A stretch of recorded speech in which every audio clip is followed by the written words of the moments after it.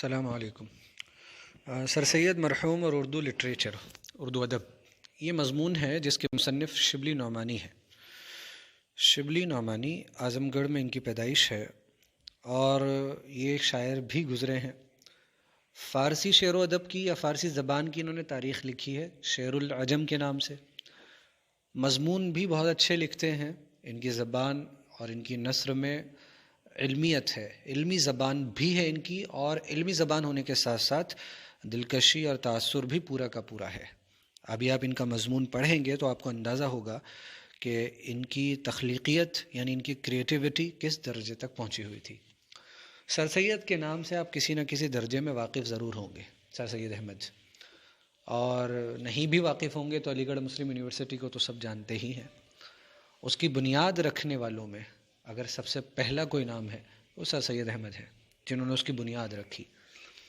اور آپ یہ بھی جانتے ہوں گے کہ سر سید کا پیغام کیا تھا۔ سر سید کا پیغام عام میں اگر کم لفظوں میں بتاؤں تو وہ 1857 میں جو کچھ ہوا، خاص طور پہ مسلمانوں کے ساتھ، انگریزوں نے جو مسلمانوں کو کچلنا شروع کیا اور انگریزوں نے یہ مانا کہ اس بغاوت میں سب سے زیادہ آگے رہنے والے مسلمان تھے، تو انگریزوں نے مسلمانوں کو بہت کچلا، بہت مارا، قتل عام مچایا، علماء کو قتل کیا گیا، زندہ آگ میں پھینکا گیا، جلایا گیا۔ اس کے بعد مسلمانوں کے حالات بہت خراب ہو چکے تھے، اور پھر انگریزی تعلیم جو ہے، انگریزوں کے ذریعے سے انگریز اپنی تعلیم کو بڑھاوا دے رہے تھے، انگلش میڈیم، انگریزی میڈیم اور انگریزی تعلیم۔ ان کا مقصد یہ تھا کہ ہم ایسے لوگ تیار کریں جو ظاہری طور پر تو ہندوستانی نظر آئیں مگر جو ہے عمل ہمارے حساب سے کریں، ہماری تہذیب سیکھیں، ہم ان کو اپنی تعلیم کے ذریعے سے انگریزی ذہن دیں، جسم تو ہندوستانی، ذہن انگریزی دے دیں۔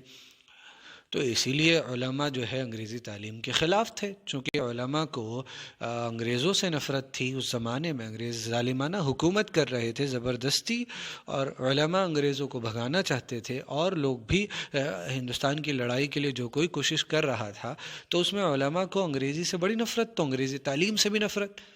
یہی وجہ ہے کہ آپ دیکھتے ہیں کہ انگریزی تعلیم سے جو اس زمانے میں نفرت تھی، اس کی اہم وجہ یہ تھی۔ لیکن سر سید کا کہنا تھا کہ اگر ہم انگریزی تعلیم حاصل نہیں کریں گے تو ہم دنیاوی ترقی سے پیچھے رہ جائیں گے۔ ان کا یہ کہنا تھا، یہ دنیاوی اعتبار سے سوچ رہے تھے، وہ دینی دنیاوی دونوں اعتبار سے سوچ رہے تھے علماء، اسی لیے اختلاف بھی ہوتا ہے دونوں کے بیچ میں۔ تو کچھ لوگوں کو سر سید کی باتیں زیادہ پسند آتی ہیں، کچھ لوگوں کو علماء کی باتیں زیادہ پسند آتی ہیں۔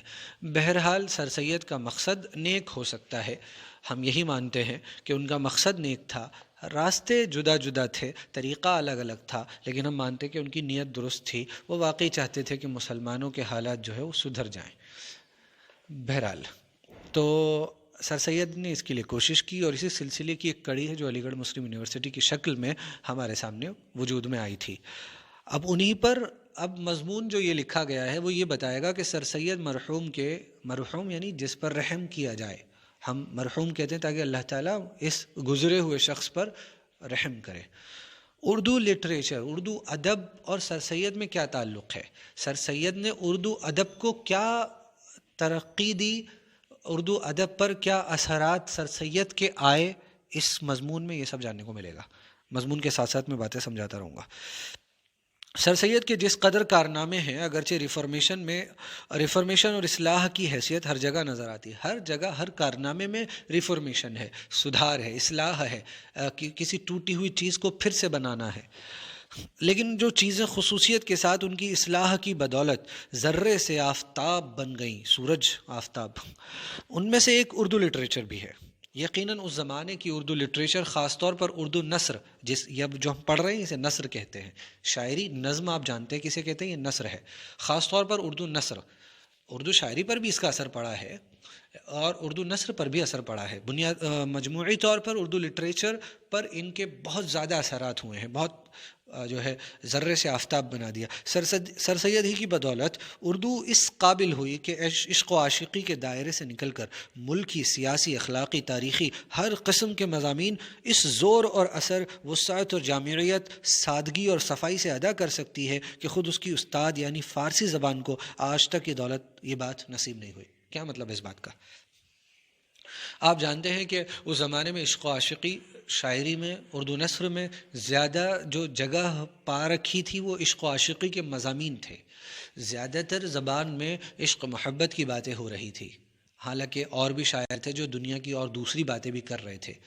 مرزا غالب بھی اسی زمانے کے ہیں، ذوق بھی اسی زمانے کے ہیں، 1857 کے آس پاس کا زمانہ ہے. میر تقی میر گزر چکے تھے، ان کی شاعری میں بھی صرف عشق و عاشقی نہیں ہے، اور بھی بہت کچھ ہے. لیکن ایک بنیادی طور پر کہہ رہے ہیں کہ جو ہے اصل زیادہ تر جو توجہ تھی وہ انہی مضمون کی طرف تھی جو عشق اور عاشقی سے تعلق جن کا تھا.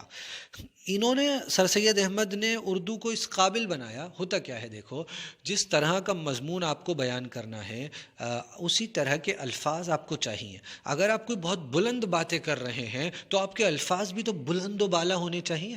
آپ کے الفاظ اس طرح کے نہیں ہوں گے تو آپ کوئی بلند مضمون بھی ادا کریں گے تو وہ اثر پیدا نہیں کر سکیں گے وہ الفاظ.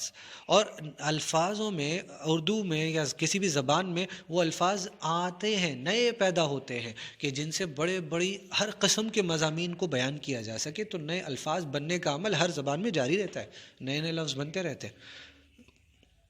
تو یہ کہ ہر طرح کے مضمون، چاہے وہ ملک سے تعلق ہو، جن کا سیاست سے تعلق ہو، اخلاق سے تعلق ہو، تاریخ ہسٹری سے تعلق ہو، غرض یہ ہر قسم کے مضامین اسی زور اور اثر سے، اس زور اور اثر سے، وسعت سے، جامعیت کہتے ہیں کم لفظوں میں زیادہ بات، وسعت کہتے ہیں پھیلا کر ہر چیز کو اگر کہیں تفصیل بیان کرنے کی ضرورت پڑے تو اس کے لیے بھی الفاظ موجود ہوں، جامع الفاظ بھی ہوں کہ کم لفظوں میں زیادہ بات کہہ دی جائے، سادگی بھی ہو، صفائی بھی ہو کہ بات دل سے نکلے اور دل میں پہنچ جائے. فارسی زبان کو بھی یہ چیز آج تک نصیب نہیں ہوئی. اردو زبان کی استاد کہا ہے فارسی کو. حقیقت میں فارسی، اردو زبان میں بہت سارے الفاظ ہیں جو فارسی سے لیے گئے ہیں. غزل یہاں تک کہ وہ فارسی سے اردو میں آئی ہے، اور بھی بہت ساری اصناف ہیں جو فارسی سے اردو میں آئی ہیں. ملک میں آج بڑے بڑے انشا پرداز موجود ہیں، مضمون لکھنے والے موجود ہیں، انشا پرداز موجود ہیں جو اپنے اپنے مخصوص دائرہ مضمون کے حکمراں ہیں. یعنی ان کا ایک دائرہ ہے، کوئی طنز و مزاح کے میدان میں ہے، کوئی افسانے کے میدان میں ہے، کوئی علمی میدان میں ہے، کوئی سائنسی میدان میں ہے.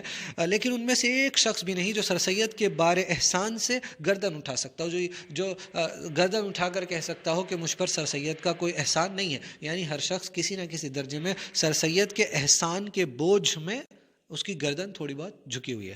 یعنی تھوڑا بہت احسان ہے ہر کسی پر. بعض بالکل ان کے دامن تربیت میں پلے ہیں، جو بڑے بڑے اس زمانے کے انشا پرداز ہیں، ادیب ہیں. بعض تو ایسے جو انہی کے دامن تربیت، انہی سے تربیت پا کر پلے ہیں، یعنی سیکھا ہے انہوں نے. بعضوں نے دور سے فائدہ اٹھایا، فیض اٹھایا. بعض نے مدعیانہ اپنا الگ راستہ نکالا. ایسے بھی لوگ ہیں جنہوں نے نیا راستہ، الگ راستہ نکالا، جنہیں ان کا راستہ پسند نہیں آیا. تاہم سر سید کی فیض پذیری سے بالکل آزاد کیوں کر رہ سکتے تھے؟ یعنی کسی نہ کسی درجے میں سر سید سے فیض ہر کسی نے اٹھایا ہے. ہستی بہت بلند تھی اس زمانے کے اعتبار سے.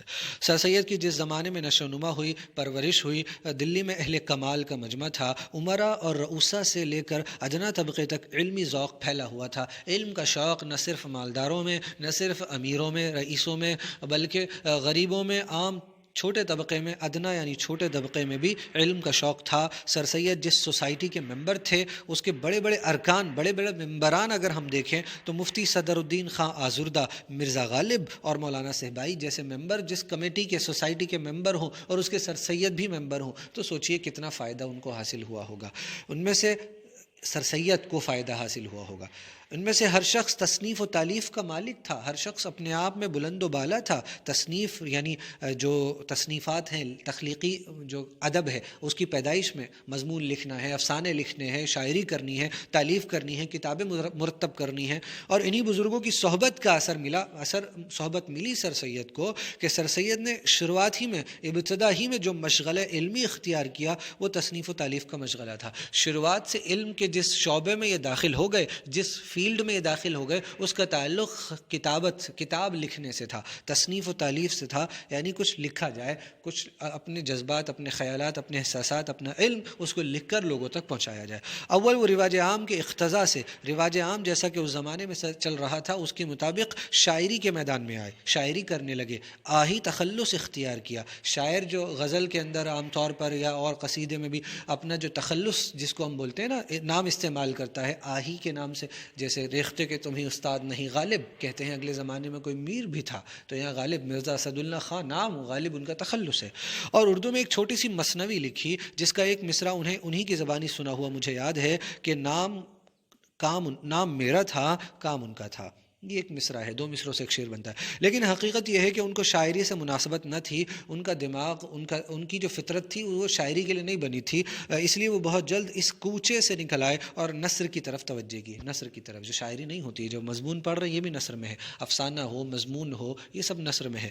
چونکہ حقائق، سچی باتیں اور واقعات جو کچھ پیش آیا، حقائق اور واقعات کی طرف ابتدا سے میلان تھا، جھکاؤ تھا، اس لیے دلی کی عمارتوں اور یادگاروں کی تحقیقات شروع کی اور نہایت محنت اور کوشش سے اس کام کو انجام دے کر 1847 میں ایک مبسوط کتاب لکھی جو آثار السنادید کے نام سے مشہور ہے، اور یہ کتاب آج بھی بازار میں مل جاتی ہے اور اردو اکیڈمی نے غالباً اس کو چھاپا ہے۔ بہت اہم کتاب ہے، اور جتنی دہلی میں عمارتیں موجود ہیں جنہیں کوئی اس زمانے میں جانتا نہیں تھا، انہوں نے تحقیقات کی، ایسی ایسی عمارتیں کہ جن کی تاریخ کو اگر مرتب نہ کیا جاتا تو ان کا نام و نشان لوگ ان کے بارے میں جان ہی نہیں پاتے۔ ایسی ایسی عمارتوں کی تحقیق کی، یہ عمارت کس نے بنوائی، کس زمانے کی ہے، کیا اس کی خاص باتیں ہیں، یہ سب انہوں نے آثار السنادید میں دہلی کی مختلف تاریخی عمارتوں کا ذکر کیا ہے۔ بہت اہم کتاب ہے۔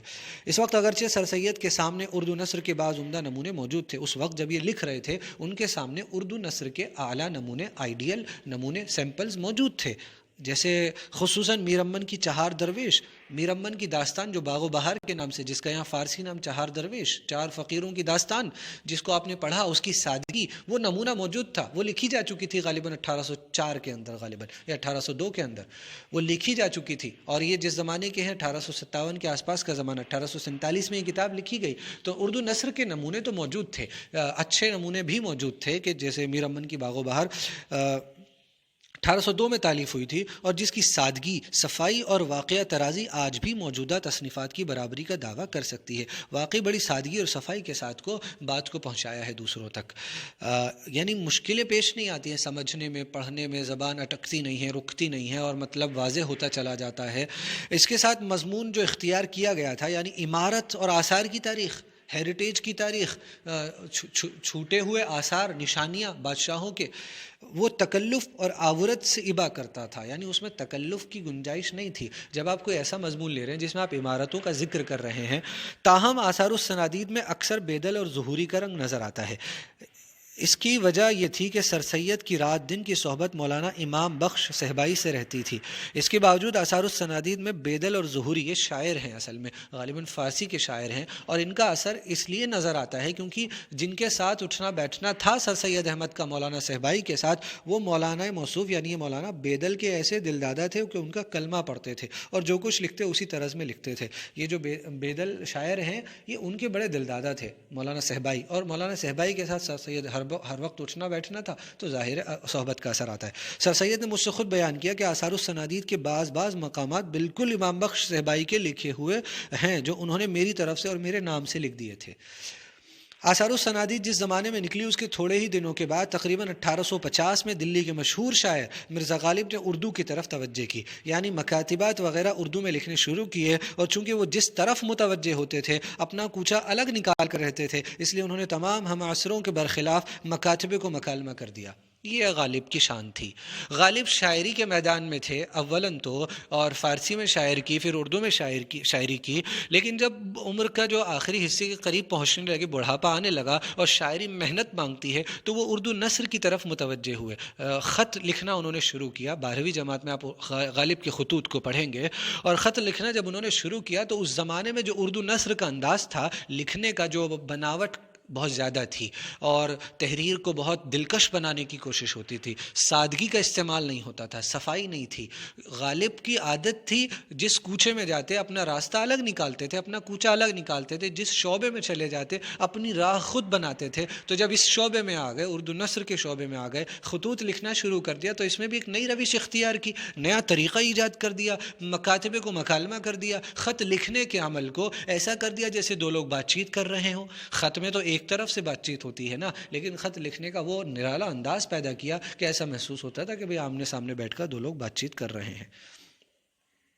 مکاتبات میں خطوط لکھنے میں وہ بالکل اسی طرح ادائے مطلب کرتے تھے، مطلب کو اسی طرح بیان کرتے تھے، ادا کرتے تھے جیسے دو آدمی آمنے سامنے بیٹھے باتیں کر رہے ہوں۔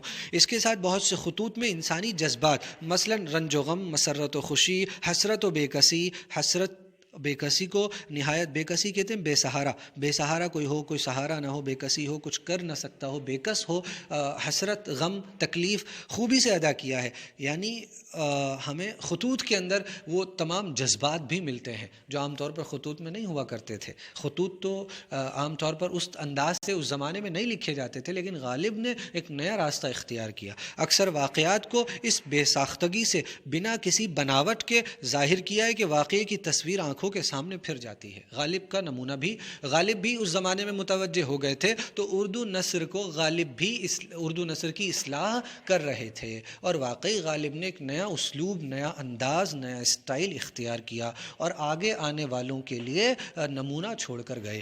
اس لحاظ سے یہ کہنا بیجا نہیں، بے فائدہ نہیں، بے وجہ نہیں کہ اردو انشا پردازی کا آج جو انداز ہے اور جس کے مجدد اور امام سر سید مرحوم تھے، جس کے پیدا کرنے والے سر سید مرحوم تھے، اس کا سنگ بنیاد دراصل مرزا غالب نے رکھا تھا۔ اس کا جو بنیادی پتھر تھا، سب سے نیچے کا پتھر، وہ دراصل غالب نے رکھا تھا، اس پر سر سید نے عمارت کھڑی کی تھی۔ سر سید کے سامنے میر امن کا بھی اسلوب انداز موجود تھا، اور مرزا غالب بھی اسی زمانے میں جب خط لکھنے لگے اردو نثر، تو جو انداز سادگی کا، صفائی کا اور انداز بیان کا، وہ طریقہ کہ سیدھے بات دل سے نکل کر دل میں پہنچ جائے، وہ سر سید کے سامنے تھی۔ سر سید کو مرزا غالب سے جو تعلق تھا وہ ظاہر ہے، اس لیے کچھ شبہ نہیں ہو سکتا کہ سر سید ضرور مرزا کی طرز سے مستفید ہوئے ہو، ضرور سر سید نے مرزا کے چلن سے فائدہ اٹھایا ہو۔ مستفید، فائدہ اٹھانا۔ اسی زمانے میں ہندوستان کے ہر حصے میں کثرت سے اردو اخبارات جاری ہو گئے۔ آزادی کی لوگوں میں جو ہے انگریزی مظالم کو بتانے کے لیے، لوگوں تک پہنچانے کے لیے، زیادہ لوگوں تک اپنا پیغام پہنچانے کے لیے، لوگوں میں ایک طرح لوگوں کو جگانے کے لیے اخبارات جاری کرنے پڑے تاکہ انگریزوں کی پالیسیز کو لوگوں تک پہنچایا جائے، اور اردو انشا پردازی کو روز بروز ترقی ہوتی گئی۔ اخبار کی زبان تو اخبار کی زبان اخباری زبان ہوتی ہے، اس کے اپنی ضرورتیں ہیں، تو زبان میں بدلاؤ آتا ہے، انداز میں بدلاؤ آتا ہے۔ شاعری کا انداز الگ ہے، اردو نثر کا بات چیت کا انداز الگ ہوگا، اور رپورٹنگ کا، اخبار کا انداز الگ ہے۔ اخبارات کو ہر قسم کے اخلاقی، تمدنی، ملکی، مذہبی، تاریخی مسائل سے کام پڑتا ہے، سب طرح کے مضامین بیان کرنے پڑتے ہیں، تو ہر طرح کے مضامین کے لیے ہر طرح کی زبان چاہیے نا، تو اردو زبان کو اس طرح بھی ترقی ملی، اسی لیے ہر قسم کے مضامین لکھے گئے۔ تاہم انشا پردازی کا کوئی خاص اسٹائل متعین ابھی تک نہیں ہوا تھا، ایک خاص اسٹائل متعین نہیں ہوا تھا کہ انشا پردازی مضمون کس طرح لکھے جائیں۔ اس کے علاوہ جو کچھ تھا ابتدائی حالت میں تھا، اس کے علاوہ جو کچھ تھا وہ شروعاتی حالت میں تھا۔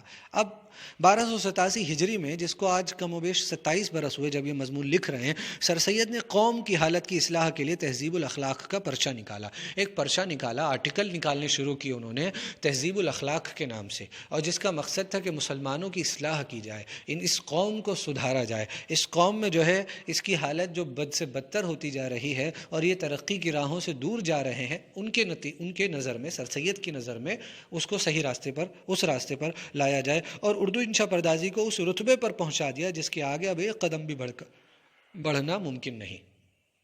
یعنی تہذیب الاخلاق میں جب مضمون لکھے سر سید نے، ہر طرح کے مضمون لکھے اور ایک خاص انداز سے لکھے، تو اس جگہ پر اس کو اردو زبان کو پہنچا دیا لکھنے کے انداز کو، کہ شبلی نعمانی کہتے ہیں، ان کا انداز ہے کہ اب اس سے آگے گنجائش نہیں۔ اس وقت جس وقت یہ مضمون لکھ رہے تھے اس وقت کی بات ہے۔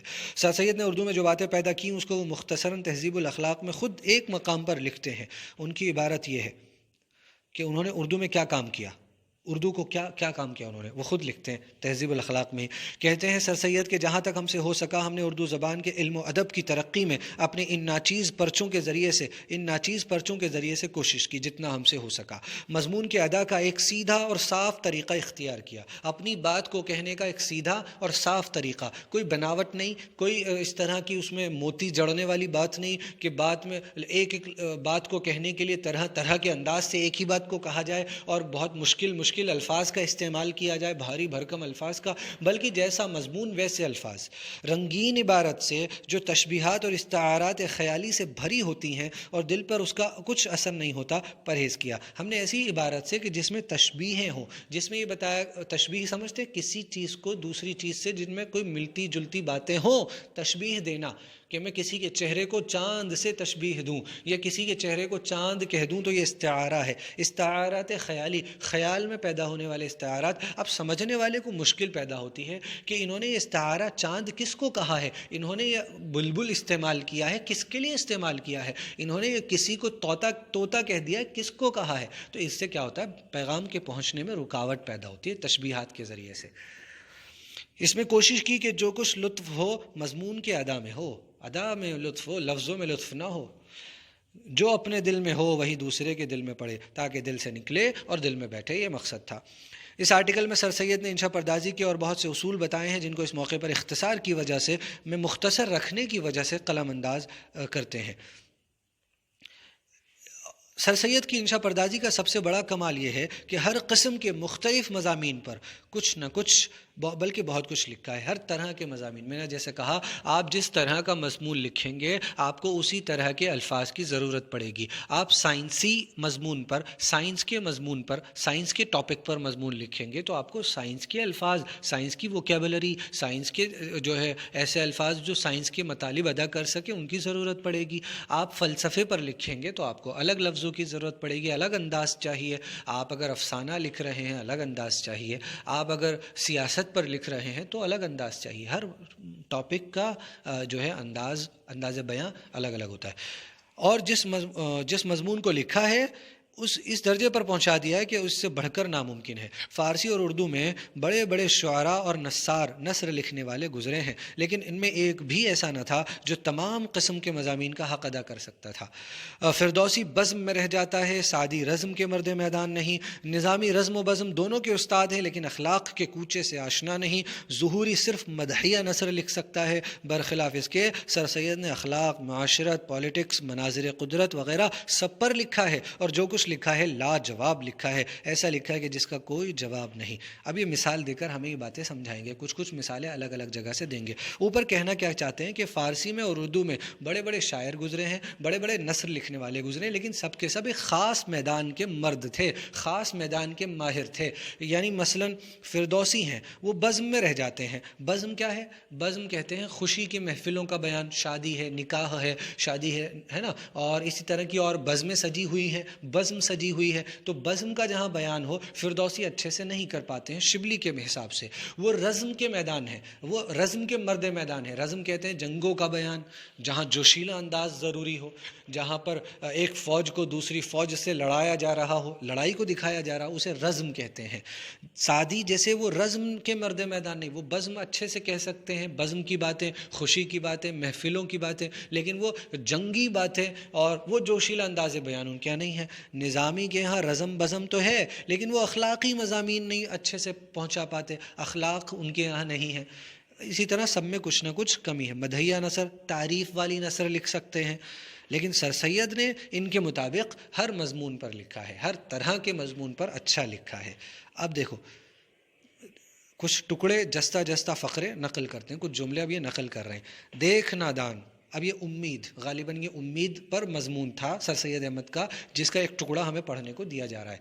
بے بس بچہ گہوارے میں سوتا ہے, اس کی مصیبت زدہ ماں اپنے دھندے میں لگی ہوئی ہے, اپنے کام میں لگی ہوئی ہے, اور اس کے گہوارے کی ڈوری بھی ہلاتی جاتی ہے ساتھ ساتھ. ہاتھ کام میں اور دل بچے میں ہے, اور زبان سے اس کو یوں لوری دیتی ہے, سو رہ میرے بچے سو رہ, اے اپنے باپ کی مورت اور میرے دل کی ٹھنڈک سو رہ, اے میرے دل کی کونپل سو رہ, تجھ پر کبھی خزاں نہ آئے, پت جھڑ نہ آئے, تیری ٹہنی میں کبھی کوئی خار نہ پھوٹے, کوئی کانٹا نہ نکلے, کوئی کٹھن گھڑی تجھ کو نہ آئے, سورا میرے بچے سورا, میری آنکھوں کے نور اور میرے دل کے سرور, میرے بچے سورا, تیرا مکھڑا چاند سے بھی زیادہ روشن ہوگا, تیری خصلت عادت تیرے باپ سے بھی اچھی ہوگی, تیری شہرت, تیری لیاقت, تیری ہنرمندی, تیری محبت جو تو ہم سے کرے گا ہمارے دل کو تسلی دے گی, سورا میرے بچے سورا, سورا میرے بالے سورا. یہ آگے سر سید احمد کہتے ہیں, یہ امید کی خوشیاں ماں کو اس وقت تھیں جب کہ بچہ غوں غاں بھی نہیں کر سکتا تھا, مگر جب وہ ذرا اور بڑا ہوا اور معصوم ہنسی سے ماں کے دل کو شاد کرنے لگا, ماں کے دل کو خوش کرنے لگا. ایک بچے کی معصوم سی ہنسی ماں کی ہر تکلیف کو بھلا دیتی ہے. ہر شخص کی تکلیف, ہر شخص اپنی تکلیف بھول جاتا ہے جب کسی بچے کو معصومیت کے ساتھ مسکراتا ہوا دیکھتا ہے. اور اماں اماں کہنا سیکھا, اس کی پیاری آواز ادھورے لفظوں لفظوں میں اس کی ماں کے کان میں پہنچنے لگی، آنسوؤں سے اپنی ماں کی آتش محبت کو بھڑکانے کے قابل ہوا، اس قابل ہو گیا کہ رونے کے ذریعے، آنسوؤں کے ذریعے اپنی ماں کی محبت کی آگ کو بھڑکا سکتا ہے۔ پھر مکتب سے اس کو سروکار پڑا، اسکول گیا، مدرسے گیا، پڑھنے کے لیے مکتب گیا، رات کو ماں کے سامنے دن کا پڑھا ہوا سبق غم زدہ دل سے سنانے لگا، اور جب کہ وہ تاروں کی چھاؤں میں اٹھ کر منہ ہاتھ دھو کر اپنے ماں باپ کے ساتھ صبح کی نماز میں کھڑا ہونے لگا اور اپنے بے گناہ دل، بے گناہ زبان سے، بے ریا، بغیر کسی دکھلاوے والے خیال سے خدا کا نام پکارنے لگا، تو امید کی خوشیاں اور کس قدر زیادہ ہو گئیں کہ واقعی یہ بہت بلند مرتبہ حاصل کرے گا، واقعی یہ بہت نیک انسان بنے گا، واقعی یہ دنیا میں بھی ترقی کرے گا، دین کے اعتبار سے بھی ترقی کرے گا۔ آہ پیاری پیاری ہماری پیاری امید تو ہی ہے جو مہد سے لحد تک، پیدائش سے موت تک ہمارے ساتھ ہے۔ امید، اللہ تعالیٰ کی ذات عالی سے امید انسان کو ہر وقت برقرار رکھنی چاہیے۔ امید مر جاتی ہے تو انسان مر جاتا ہے، امید کو تھامے رکھیے، امید کا دامن پکڑے رکھیے۔ اللہ کی رحمت سے نا امید نہیں ہوتے مگر وہ لوگ جو گمراہ ہوں، یعنی ایمان والے اور سیدھے راستے والے اللہ کی رحمت سے نا امید، مایوس نہیں ہوتے۔ وہ دلاور سپاہی لڑائی کے میدان میں کھڑا ہے، کوچ پر کوچ کرتے تھک گیا ہے، ایک جگہ سے دوسری جگہ، دوسری جگہ سے تیسری جگہ، کبھی اس پوسٹ پر کبھی اس لڑائی کے میدان میں، جبکہ بہادروں کی صفیں چپ چاپ کھڑی ہوتی ہیں اور لڑائی کا میدان ایک سنسان کا عالم ہوتا ہے۔ دلوں میں ایک عجیب قسم کی خوف ملی ہوئی جرت ہوتی ہے۔ کیا انداز بیان ہے! ابھی امید کا پہلو بیان کیا، امید کا موضوع بیان کیا ہے، اور اس میں جذباتی بیان بھی آ گیا کہ کس طرح انہوں نے ہمیں جذباتی کر دیا، ایموشنل کر دیا، اور ہمیں بھی وہ چیزیں محسوس کرا دی جو ماں محسوس کرتی ہے۔ اب دیکھیے، اب جنگ کے میدان کا تھوڑا سا نقشہ ہے کہ کیسی جرت ہوتی ہے، ہمت کیسی ہوتی ہے کہ اس میں ذرا بہت خوف بھی ملا ہوا ہوتا ہے، نہیں معلوم کس طرف سے حملہ ہو جائے، نہیں معلوم کہ اس میدان جنگ سے واپس لوٹنا ہوگا یا نہیں ہوگا، اور یعنی خوف ملی ہوئی جرت۔ اور جب کہ لڑائی کا وقت آتا ہے اور وہ آنکھ اٹھا کر نہایت بہادری سے بالکل بے خوف ہو کر لڑائی کے میدان کو دیکھتا ہے، اور جب کہ بجلی سی چمکنے والی تلواریں اور سنگینیں اس کی نظر کے سامنے ہوتی ہیں، اور بادل کسی کڑکنے والی اور آتشی پہاڑ کسی آگ برسانے والی توپوں کی آواز سنتا ہے، اور جب کہ اپنے ساتھی کو خون میں لتھڑا ہوا زمین پر پڑا ہوا دیکھتا ہے، تو اے بہادروں کی قوت بازو اور اے بہادروں کی ماں، تیرے ہی سبب سے فتح مندی کا خیال اس کے دل کو تقویت دیتا ہے۔ اے ماں، تیرے ہی سبب سے، تیری ہی وجہ سے فتح کا خیال کہ میں فتح ہو کر پھر سے لوٹوں گا، اس کے دل کو طاقت دیتا ہے۔ اس کا کان نقارے میں سے تیرے ہی نغمے کی آواز سنتا ہے جو بچپن سے سنتا آیا ہے، جس سے اس کو جس کی سن کر جس کی پرورش ہوئی تھی، وہی باتیں، وہی سب کچھ کہ جو تو نے بچپن میں اس کو، کہ تیری لیاقت، تیری عزت، تیری شہرت، تیرا مرتبہ، تیری بہادری سب اعلیٰ درجے کی ہو۔ تم دیکھ سکتے ہو کہ ان چند سطروں میں کس طرح نیچر کی تصویر کھینچی ہے، فطرت کی تصویر کھینچی ہے، اور اس میں کس قدر درد و اثر پیدا کیا ہے، درد بھی اور اثر بھی۔ پولیٹکس کا راستہ اس سے بالکل الگ ہے، پولیٹکس کا راستہ الگ، بالکل الگ مضمون، بالکل الگ طرح کا انداز بیان کی ضرورت۔ پنجاب میں جب یونیورسٹی قائم ہو رہی تھی جس میں اورینٹل تعلیم پر، یعنی ایسٹ کی تعلیم پر، ہندوستانی تعلیم پر، یعنی مشرقی تعلیم پر، ایک مغربی تعلیم، ویسٹرن تعلیم، اور جو ویسٹرن لوگ تھے، مغربی انگریز تھے، وہ ہمارے ہاں ان ممالک کی تعلیم کو، ایسٹرن ممالک کی تعلیم کو اورینٹل کہتے تھے۔ سر سید کو یہ خیال پیدا ہوا کہ اس سے پولیٹکس کی بنا پر ہم کو اعلیٰ تعلیم سے روکنا مقصود ہے۔ ایک مسئلہ کھڑا ہو گیا تھا، اورینٹل تعلیم پر بہت زور دیا جا رہا تھا، ایک یونیورسٹی قائم ہو رہی تھی تو یہ زور دیا جا رہا تھا کہ بھئی اورینٹل تعلیم دی جائے۔ تو سر سید کو یہ خیال ہوا کہ پولیٹکس کی بنا پر جو ہے ہم کو اعلیٰ تعلیم سے، انگریزی تعلیم سے روکنا مقصد ہے، اس لیے یہ سب ہو رہا ہے۔ اس وقت سر سید نے پے در پہ 3 آرٹیکل لکھے۔ ان 3 آرٹیکلوں نے یونیورسٹی کے بانیوں کو اس قدر گھبرا دیا کہ خاص ان آرٹیکلوں کے جواب میں سینکڑوں مضامین لکھے گئے۔ یہ انداز بیان تھا سر سید احمد کا۔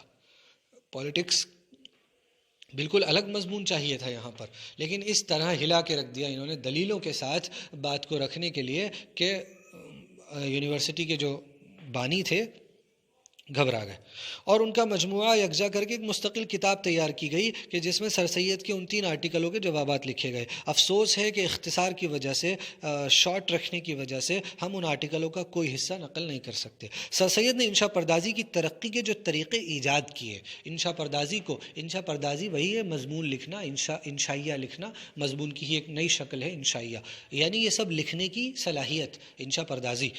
ان میں سے ایک یہ تھا کہ بہت سے اعلیٰ درجے کے انگریزی مضامین کو اردو زبان کا قالب پہنایا، لیکن ترجمے کے ذریعے سے نہیں، کیونکہ یہ طریقہ اب تک بے سود ثابت ہوا ہے، بلکہ اس طرح کے انگریزی کے خیالات اردو میں اردو کی خصوصیات کے ساتھ ادا کیے۔ ترجمہ اس زمانے میں فارسی سے بہت ساری کتابیں اردو میں ہوئیں اور انگریزی زبان سے بھی اردو میں ہو رہا تھا۔ تو ہوتا کیا ہے کہ ترجمے سے بات پوری اچھے سے وہ ترجمے کا وہ اثر نہیں ہوتا ہے جو اصل میں لکھوں، میں کسی زبان میں لکھوں۔ ہر زبان کی الگ الگ ضرورتیں ہوتی ہیں۔ مثلاً غالب کے اردو کے کوئی شعر کو اگر ہم انگلش میں ٹرانسلیٹ کر دیں، ترجمہ کر دیں، تو کیا وہ اثر پیدا ہو پائے گا؟ نہیں پیدا ہو پائے گا نا۔ تو سر سید نے ایک خاص طریقہ یہ ایجاد کیا کہ اس طریقے سے لکھا کہ ترجمہ تو کیا، لیکن اس کو اردو کا جسم پہنایا، اردو کے قالب میں ڈھالا، اس کو اردو کا جامہ، اردو کا لباس پہنایا، ایسا لگے کہ ترجمہ نہیں بلکہ لکھی ہوئی چیز ہے، خود سے لکھی ہوئی ہے۔ بے سود، بے فائدہ اب تک یہ طریقہ ثابت ہوا تھا۔ اسی لیے تو انہوں نے کیا کرا کہ انگریزی کے خیالات اردو میں اردو کی خصوصیات کے ساتھ، جو اردو کی خوبیاں ہیں ان خوبیوں کے ساتھ بیان کیا، انگریزی کی خوبیوں میں نہیں۔ امید کی خوشی کا مضمون، جس کے ہم نے بعض فقرات اوپر نقل کیے، دراصل ایک انگریزی مضمون سے ماخوذ ہے، یعنی ایک انگریزی مضمون سے وہ خیال وہاں سے لیا گیا، اس انگریزی ادیب نے جو کچھ لکھا خیال وہاں سے اٹھایا، اس کو اردو کا جسم پہنا کر اردو میں پیش کیا، خیال وہاں سے لیا لیکن اس انداز سے پیش کیا۔ انگریزی میں ایڈیسن اور اسٹیل بڑے مضمون نگار گزرے ہیں، سر سید نے ان کے متعدد مضامین کو اپنی زبان میں ادا کیا ہے۔ سر سید کی انشا پردازی کا بڑا کمال اس موقع پر معلوم ہوتا ہے جب وہ کسی علمی مسئلے پر بحث کرتے ہیں۔ سب سے زیادہ کمال وہاں نظر آتا ہے کیونکہ سر سید کی علمی زبان، علم کے مسائل کو بیان کرنے کی زبان بڑی زبردست ہے۔ اردو زبان جو کہ کبھی علمی زبان کی حیثیت سے کام میں نہیں لائی گئی، اس میں علمی اصطلاحات، علمی الفاظ اور علمی تلمیحات بہت کم ہیں، اس لیے اگر کسی علمی مسئلے کو اردو میں لکھنا چاہو تو الفاظ ساتھ نہیں دیتے، مساعدت نہیں کرتے۔ کیا بات کہی جا رہی ہے؟ مثلاً سائنس کی کتاب کو اردو میں ترجمہ کرنا ہو، اردو میں لکھنا ہو، سوشل سائنس کی کتاب کو اردو میں لکھنا ہو، یا میتھس کی کتاب کو، غرض یہ کہ اردو کے، اب کی بات تو الگ ہے، اب تو بہت کچھ بدل گیا ہے، یہ اس وقت کی بات ہو رہی ہے، 19ویں صدی کی بات ہو رہی ہے۔ اس وقت اردو زبان میں علمی اصطلاحات کیا ہوتی ہیں؟ جیسے مثلاً آپ میتھس میں ٹرائنگل اردو میں اس کو کیا کہیں، یہ ایک مثال دے رہا ہوں سادہ سی کہ اصطلاحات کیا ہوتی ہیں، یا سائنس میں کاربن اردو میں اس کو کیا کہیں، نائٹروجن کو کیا کہیں، بونڈز کو کیا کہیں، یا اسی طرح جو دوسری ٹرمز ہیں، وکیبلری ہے جس کا تعلق خاص سائنس سے ہے یا خاص سوشل سائنس سے ہے۔ غرض یہ کہ علمی زبان، علمی اصطلاحات بیان کرنے کے لیے اس وقت اردو زبان میں اتنے الفاظ موجود نہیں تھے، علمی تلمیحات بہت کم ہیں، لیکن سر سید نے مشکل سے مشکل مسائل کو اس وضاحت، صفائی اور دلاویزی سے ادا کیا ہے کہ پڑھنے والا جانتا ہے کہ وہ کوئی دلچسپ قصہ پڑھ رہا ہے۔ مگر سر سید نے اردو کو اس طرح سدھارا، اس طرح اس میں علمی اصطلاحات بھی پیدا کی اور ان کو اردو کا ہی حصہ بنا دیا۔ تہذیب الاخلاق جب بند ہوا تو سر سید نے خاتمے پر جو مضمون لکھا ہے، آخری جو مضمون ہے ان کا، اس تہذیب الاخلاق میں اس کے ابتدائی فقرے یہ ہیں: سوتوں کو جھنجھوڑتے ہیں کہ جاگ اٹھیں، اگر اٹھ کھڑے ہوئے تو مطلب پورا ہو گیا۔ ہم سوتوں کو اس لیے جھنجھوڑ رہے تھے ان مضامین کے ذریعے سے کہ اگر یہ اٹھ کھڑے ہو جائیں تو ہمارا مقصد پورا، اور اگر نیند میں اٹھانے سے کچھ بڑبڑائے، کچھ جھنجھلائے، ادھر ہاتھ جھٹک دیا، ادھر پیر جھٹک دیا، اور اینڈے پڑے سوتے رہے تو بھی توقع ہوئی، امید ہوئی کہ تھوڑی دیر بعد جاگ اٹھیں گے، ہاتھ پیر ہلا دیے، چلو جھٹک دیا، جھنجھلا گیا ارے کیا، لیکن امید ہوئی کہ ہاں شاید تھوڑی دیر بعد اٹھ جائیں گے۔ شاید ہمارے بھائیوں کی اس آخر درجے تک نوبت آ گئی ہے۔ اگر یہ خیال ٹھیک ہو تو ہم کو بھی زیادہ نہ چھیڑنا چاہیے۔ اگر بھئی آپ کو ایسا لگ رہا ہے کہ ہم آپ کو جھنجھوڑ رہے ہیں، آپ ہم پر جھنجھلا رہے ہیں، تو ٹھیک ہے بھئی، اب ہم آپ کو زیادہ نہیں چھیڑتے۔ بچے اٹھاتے وقت کہہ اٹھتے ہیں، جب بچوں کو زیادہ اٹھاؤ تو وہ کہہ اٹھتے ہیں کہ ہم کو اٹھائے جاؤ گے تو ہم اور پڑے رہیں گے۔ آئے ہے کیا کہہ رہے ہیں سر سید، تم ٹھہر جاؤ، ہم آپ ہی اٹھ کھڑے ہوں گے، ہم اپنے آپ کھڑے ہوں گے، تم مت اٹھاؤ، بار بار اٹھاؤ، میں نہیں اٹھوں گا، پھر بچے کہہ دیتے ہیں کبھی کبھی بہت زیادہ جھنجھلا کر. تو سر سید کہہ رہے ہیں کہ ہم جو مضامین کے ذریعے سے اٹھانے کی کوشش کر رہے تھے لو اب ہم رک جاتے ہیں. تم ایسا کہہ رہے ہو نا، لو اب ہم رک جاتے ہیں. بچہ کڑوی دوا پیتے وقت منہ بسور کر ماں سے کہتا ہے کہ یہ مت کہے جاؤ کہ شاباش بیٹا پی لے پی لے، تم چپ رہو، میں آپ ہی پی لوں گا، تم میری ہمت کو اور کم کر رہی ہو. جب اس طرح کہتی ہو تو میری ہمت اور کم ہو رہی ہے، تم چپ رہو میں پی لوں گا. نہیں اتنی بھائیوں، اب ہم بھی نہیں کہتے کہ اٹھو پی لو پی لو، ہم بھی چپ ہو جاتے ہیں. حقیقت یہ ہے کہ سر سید نے اردو انشا پردازی پر جو اثر ڈالا ہے اس کی تفصیل کے لیے 2-4 صفحے کافی نہیں ہو سکتے. یہ کام در حقیقت مولانا حالی کا ہے. مولانا الطاف حسین حالی نے سر سید کی پوری سوانح لکھی ہے، بایوگرافی لکھی ہے، اسی لیے کہہ رہے ہیں یہ کام حالی کا ہے. وہ لکھیں گے اور خوب لکھیں گے، بلکہ یہ کہنا چاہیے لکھ چکے ہیں اور خوب لکھا ہوگا. میں کالج کی طرف سے مجبور ہو گیا تھا. اصل میں یہ اسی کالج میں تھے جو اس زمانے کا آپ علی گڑھ کالج کہہ لیں، یہ اسی کے استاد میں سے تھے، غالباً فارسی ادب پڑھاتے تھے. تو اسی لیے انہوں نے یہ لکھا کہ میں کالج کی طرف سے مجبور کیا گیا تھا کہ اس وقت جب کہ تمام ملک میں سر سید کا آواز ماتم گونج رہا ہے اور ہر شخص ان کے کارناموں کے سننے کا شائق ہے، ان کے کارنامے سننا چاہتا ہے، کچھ نہ کچھ میں بھی مختصر طور پر لکھ دوں. میں نے اس کی تعمیل کی، ورنہ میں مولانا حالی کی مقبوضہ سرزمین میں مداخلت کا کوئی حق نہیں رکھتا. جس زمین کے مالک قبضہ کیا ہوا، جس زمین کا مولانا حالی نے قبضہ کر رکھا ہے، میں اس زمین میں انٹری کا، مداخلت کا کوئی حق نہیں رکھتا. مضمون لمبا ہو گیا ہے، اب الفاظ و معنی پڑھیں. سوال و جواب پر بار بار یہ کہا جا رہا ہے کہ سوال و جواب بھی جو ہے وہ ہم پیش کر دیں، لیکن ہم چاہتے ہیں کہ آپ کے اندر خود سے سوال و جواب لکھنے کی صلاحیت پیدا ہو، اسی لیے ہم سوال کے جو ہے جوابات پیش نہیں کرتے ہیں. شبلی نے سر سید کی 1847 میں لکھی جس کتاب کا ذکر کیا ہے اس کا نام اور موضوع. اب آپ دیکھیے نا کیا سوال ہے، آپ اوپر جائیے کتاب میں تلاش کیجیے، آپ کو نام آثار السنادید ملے گا. آپ کو یہ بھی پتہ چل جائے گا کہ اس کتاب کا موضوع دہلی اور دہلی کی عمارتیں اور آثار ہیں. ختم بات. سر سید کی انشا پردازی کا کیا کمال بتایا گیا، دیکھیے اوپر جا کے ملے گا کہ نہیں ملے گا، بڑے آرام سے ملے گا. ہر طرح کے مضامین کو بڑی خوبصورتی کے ساتھ بیان کیا ہے، مسئلہ علمی ہو، مسئلہ سیاست کا ہو، مسئلہ اخلاقی ہو. سر سید کون سا جو موضوع ہے، عنوان ہے جس پر سر سید کا ایک خاص انداز بیان موجود نہ ہو. سر سید کی صفائی، سر سید کی سادگی کس انداز سے کہ بات دل سے نکلتی ہے، دل پر گھس جاتی ہے، دل میں داخل ہو جاتی ہے. سر سید کا انشا پردازی کا کمال ہے.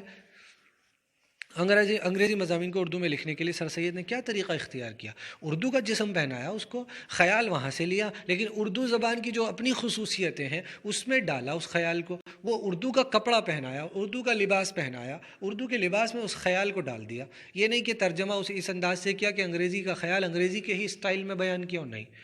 حالی کی مقبوضہ سرزمین سے کیا مراد ہے کہ حالی نے سر سید پر بہت لکھا ہے، بایوگرافی لکھی ہے، تو ان کی سرزمین ہو گئی گویا کہ وہ تو کہہ رہے ہیں اسی لیے میں حالی کی قبضہ کی ہوئی زمین، یعنی جس زمین پر حالی لکھ رہے ہیں، میں اس میں داخل ہونا نہیں چاہتا. اب بتائیے ان سوال و جواب کو کیا لکھ کر پیش کیا جائے.